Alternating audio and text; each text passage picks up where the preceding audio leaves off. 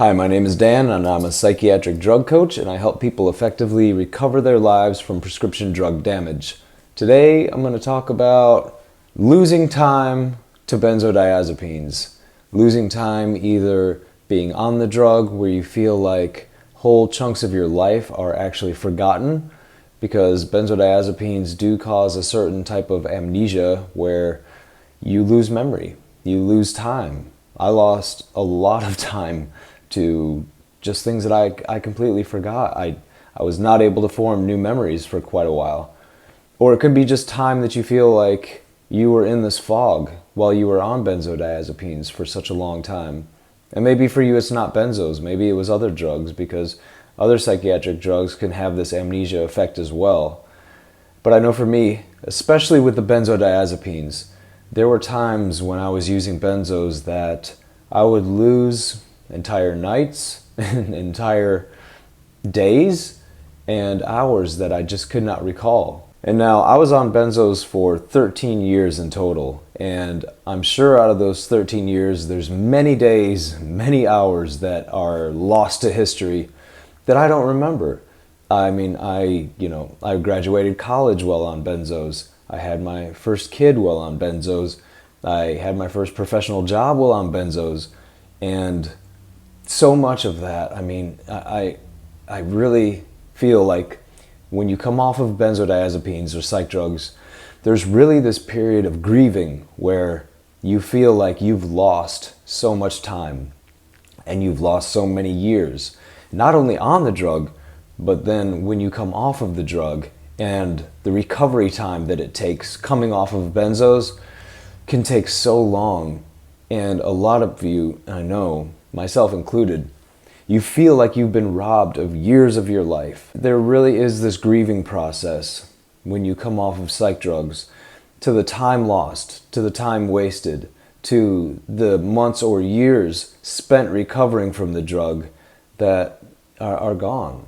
And it's a very real thing, and I want to validate that for anybody going through it, because it can be such a grueling, horrifyingly long process. And the memories that I should have that are just, they're lost because the benzos kept me from forming those memories, that's a real thing too, and there's, I'm sure, a lot that I don't remember from being on the drugs. And the other thing that I wanted to touch on was how benzodiazepines in particular alter your sense of time. And what it did with me was I felt like when I was on benzos, time was sped up. It went fast. And if I was taking benzos, a day felt like 12 or 13 hours. I don't know. It just, time was faster while on a benzo. And then, of course, when you come off of benzos, the opposite happens. Time goes slow down. It drags on. Not only because you're suffering so much and the minutes just, fall off the clock so gruelingly. It's such a hard process. And time is slowed down. I remember when I came off of benzodiazepines at that treatment center that I was at in 2015, that, a day felt like a week. A week felt like a month. I was in that treatment facility for 42 or 43 days, and I felt like I was in there for literally 6 months. It felt so long. Benzos they're such a powerful drug that they can alter your sense of time so drastically. Some of those years before I got off of benzos, those years really just flew by so fast. I have little memory of them, and then it's coming off of them, it's like you're just on this runaway freight train that's going, and then all of a sudden you come off of benzos and you just hit this wall, and time just stops, and it drags on so slow until you get to this sense of normalcy where you experience time like a normal human being. And so I think with this altered sense of time, and with the fact that benzos destroy your memory, they destroy the formation of new memories.